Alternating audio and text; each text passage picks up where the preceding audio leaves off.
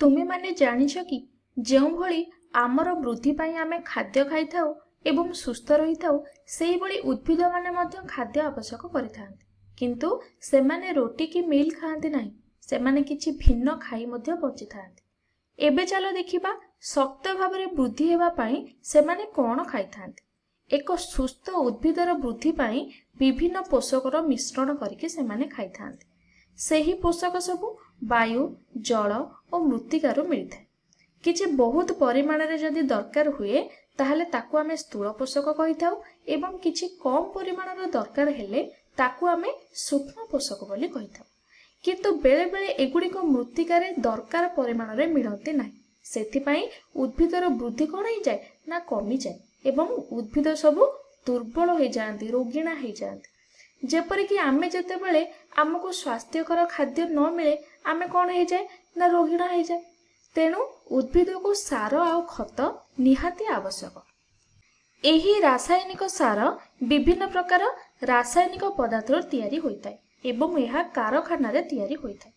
ଗୁରୁତ୍ୱପୂର୍ଣ୍ଣ ଉପାଦାନ ସବୁ ଏହା ପାଇଁ କ'ଣ କ'ଣ ନା ଯେପରିକି ନାଇଟ୍ରୋଜେନ, ଫସ୍ଫରସ୍, ପୋଟାସିୟମ୍ ଏହି ପ୍ରକାର ଜିନିଷ ଏହା ପାଇଁ ଉତ୍ତମ ହୋଇଥାଏ।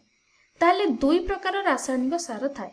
ଗୋଟିକକୁ ଆମେ ସରଳ ରାସାୟନିକ ସାର ବୋଲି କହିଥାଉ, ଯାହାକି ଗୋଟିଏ ପ୍ରକାର ଯୌଗିକକୁ ଧାରଣ କରିଥାଏ, ଯେମିତିକି କେବଳ ନାଇଟ୍ରୋଜେନ, କେବଳ ଫସ୍ଫରସ୍, ନହେଲେ କେବଳ ପୋଟାସିୟମ୍।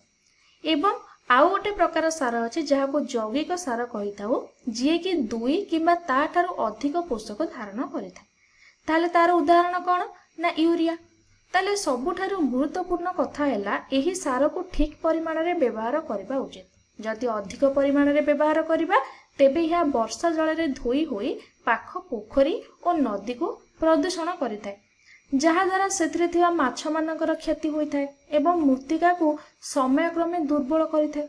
ଏଇଠି ଆମେ ଟିକେ ଜୈବିକ ଖତ ବିଷୟରେ ପଢ଼ିବା। ତେବେ ଏଗୁଡ଼ିକ ଉଦ୍ଭିଦ ଓ ପଶୁମାନଙ୍କର ବିଘଟନରୁ ତିଆରି ହୋଇଥାଏ। ଗୋବର, କମ୍ପୋଷ୍ଟ ଓ ରୋଷେଇ ଘରର ଅଳିଆ, ଯେପରିକି ପରିବା ଚୋପା ଏବଂ ବିଭିନ୍ନ ପ୍ରକାର ଅଳିଆରୁ ଏହା ତିଆରି ହୋଇଥାଏ। ଏଗୁଡ଼ିକ ପରିବେଶ ପାଇଁ ବହୁତ ଭଲ ଓ ନିରାପଦ ମଧ୍ୟ ହୋଇଥାନ୍ତି ଏବଂ ମୃତ୍ତିକାକୁ ସୁସ୍ଥ ରଖିଥାନ୍ତି। ଗୋବର ଖତ, ଯିଏକି ଗୋବରରୁ ତିଆରି ହୋଇଥାଏ।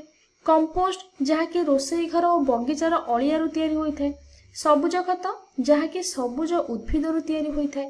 ଏଗୁଡ଼ିକ ସବୁ କ'ଣ କରିଥାନ୍ତି ନା ମିଶିକି ମୃତ୍ତିକାକୁ ସୁସ୍ଥ ରଖିଥାନ୍ତି।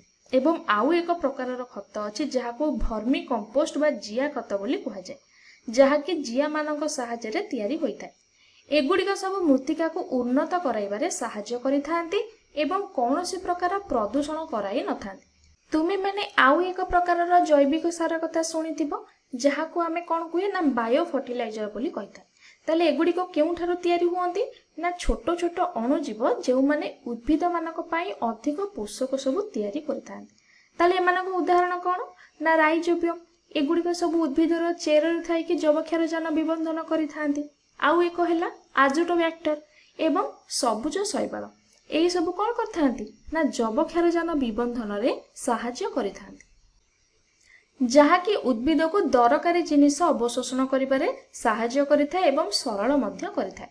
ଏହିସବୁ ଜିନିଷ ଆମକୁ ଜୈବିକ ଚାଷ କରିବାକୁ ପ୍ରୋତ୍ସାହିତ କରିଥାଏ। ଜୈବିକ ଚାଷ କ'ଣ? ଯେଉଁଥିରେ ଆମେ ବିଭିନ୍ନ କ୍ଷତିକାରୀ ରାସାୟନିକ ସାର ପରିବର୍ତ୍ତେ ପ୍ରାକୃତିକ ସାର ବା ଜୈବିକ ସାରର ବ୍ୟବହାର କରିବା, ଯେପରିକି ଗୋବର ଖତ, କମ୍ପୋଷ୍ଟ ଖତ, ଜିଆ ଖତ ଇତ୍ୟାଦି। ତୁମେମାନେ ଜାଣିଛ କି ଏହି ଜୈବିକ ଚାଷ ଭାରତର ଉତ୍ତର ପୂର୍ବ ରାଜ୍ୟରେ ବହୁ ଦିନରୁ ଚାଲି ଆସୁଛି ଓ ଓଡ଼ିଶାରେ ମଧ୍ୟ ଚାଲିଛି।